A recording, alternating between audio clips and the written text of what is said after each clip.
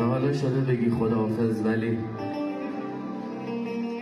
بخوای فقط بهت بگم نرو؟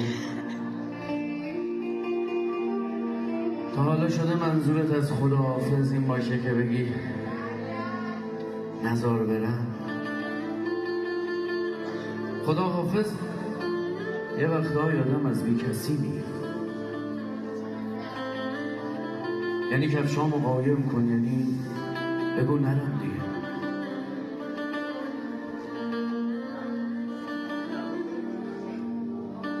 دیگه از زندگیت میرم، دیگه دورت نمیگردم.